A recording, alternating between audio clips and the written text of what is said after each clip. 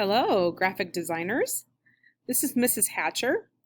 I wanted to create a short tutorial for you on how to create a basic mask using Photoshop. Since I've heard from a handful of you that the tutorial that should launch within Photoshop, some of you are having difficulties with that. So I apologize for the inconvenience.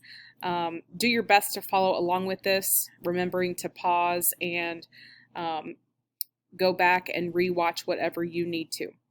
So we are going to create a new document. For this purpose, since this is really just an exercise and I need to see that you understand how to do this, it doesn't really matter what size. I most recently had a document the size of 5 by 7 inches. So I'm just going to go ahead and use that. You can do something, a recent item that you used, or something pre-made. No big deal. So we're going to go ahead and create. I am going to start with 2 different photo files. So what we're trying to do in this task is we're trying to create a mask. So we want an element or a part of one picture to show up in another picture. So it's almost like I'm going to marry the 2 pictures together in a sense. So I'm going to go ahead and bring in those 2 pictures. So I've got my downloads folder pulled up here on screen. I'm just going to drag my first image into Photoshop here. I'm going to click off of that layer. I'm going to go back to my downloads folder. Go ahead and drag and drop the other photo into my layers in Photoshop. And now I've got my 2 pictures that I'm going to be using. So I've got 3 layers here. That first one was just the default background. I'm actually just going to trash it so that it doesn't confuse us. Okay. So hopefully on my screen you can see I've got an image of Bigfoot here, and then I've got a water tower background behind. So what I'm wanting to do is I'm wanting to just isolate Bigfoot here so that I can place him in this picture with the water tower. Okay, so here's how we need to do this.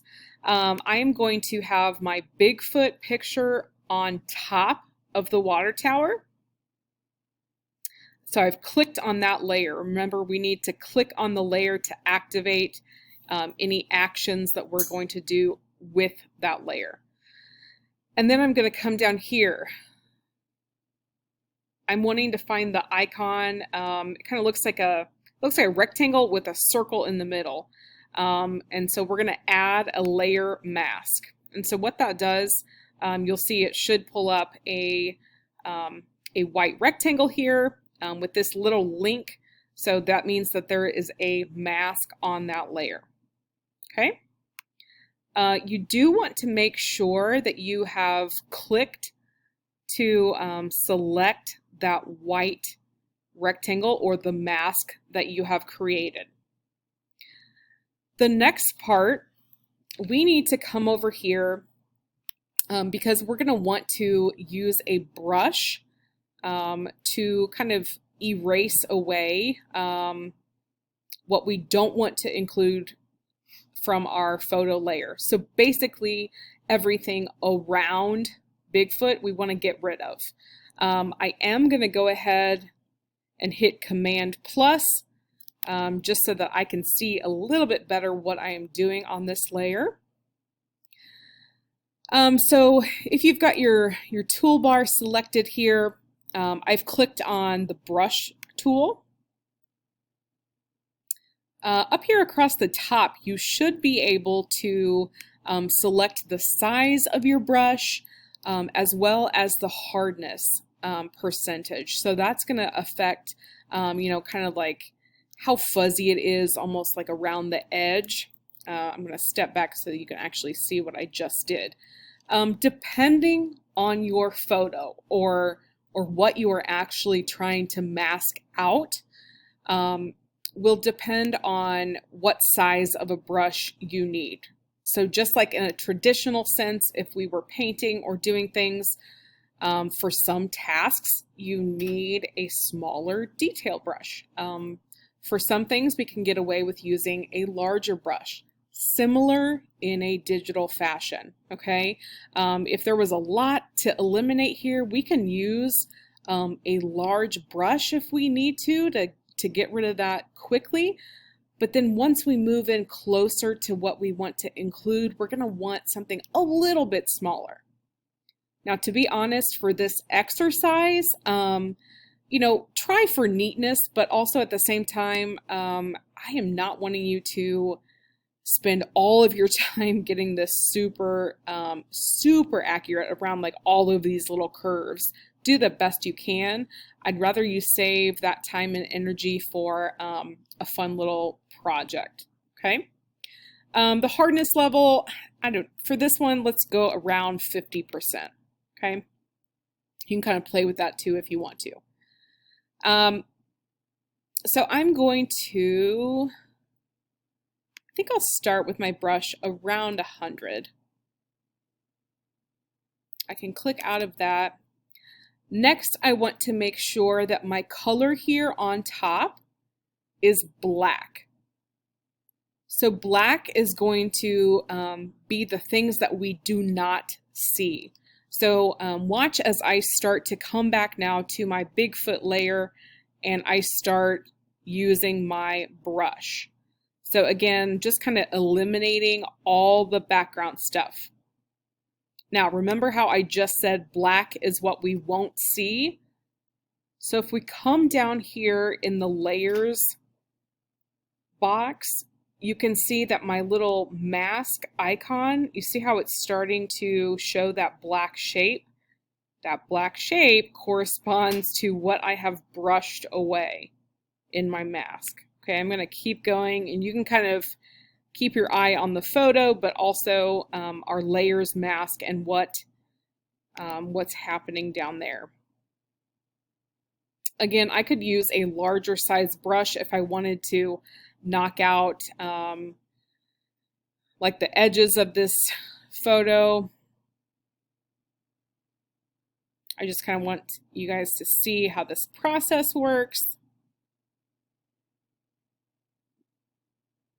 So now you can start to see in the layers icon, or in that mask icon, with the more that I brush away, or essentially some of you may call it erase. I'm not really erasing. I'm just putting a mask over. So I'm just covering it up. Think about what a mask on your face does. Okay. So here's where, in order to get to those smaller details, I'm going to want to come back here and adjust the size of my brush. Again, just like you would with a traditional painting, it's time to come in close to the edge and do some trimming. Okay, so I'm going to clean this up a little bit and then show you the next step. Okay, so now you can see that I have eliminated most of the background from Bigfoot. If we are to zoom in though, you can see that I need to kind of get a little bit closer around some of his features. So I want to show you something in case you make a mistake and you need to kind of back out and make some corrections. And you don't want to just use the Command Z and undo. So let's say I am brushing right along and do. Oh no! Ah! I cut too much. So rather than undoing my mistake by just using a Command Z or the undo, I can come over here and I can select, for my foreground color, I can select white. Now watch what happens. Ta-da! I can go back over that image and it just repairs or unmasks what I have previously masked. So white, it's showing, black, it's hidden or masked. So just kind of keep that in mind as you are working on this. You know, ideally you could go back and forth if you needed to. I'm going to go in here and just kind of clean this up just a little bit more because I want it to look a little nicer for you. So hang tight. Okay, so now you can see my Bigfoot is all cleaned up. He is the only one showing, so that's good. That's what I wanted. So now I need to position him and move him around. I can, of course, just like anything, I can, I've selected him. I can move him to where I want him to be. If I wanted to get super fancy, I could create another mask. If I wanted him to partially be behind the water tower, that would be pretty awesome, but that's a little bit beyond where most of you want to concentrate your time right now. If you do want to make him a little larger though, we could hit Command T, and we can easily transform or make him larger. Again, I would recommend hitting that Shift key just so that we can get him to get larger or smaller proportionately so that nothing looks funny. We could have him, you know, over here. We could have him behind or up. I think I'm just going to have him right there. I do want to fix my water tower image so that it's fitting my canvas a little bit better, so I can do the same thing with it. Command T. This is all extra stuff. You guys don't have to do that. I really just wanted to see that you can, that you could create a mask. So if you wanted to just screenshot it like is and show me, yes, Hatcher, I can create a mask, that works for me. There we go. Hit enter on that bad boy and we are good to go. And then from there we would go ahead and save it. Or you can screenshot it, but again, if I'm wanting to save this for another time, I'm going to make sure that I want to save the Photoshop file. So there you go. That's how to create a mask in Photoshop.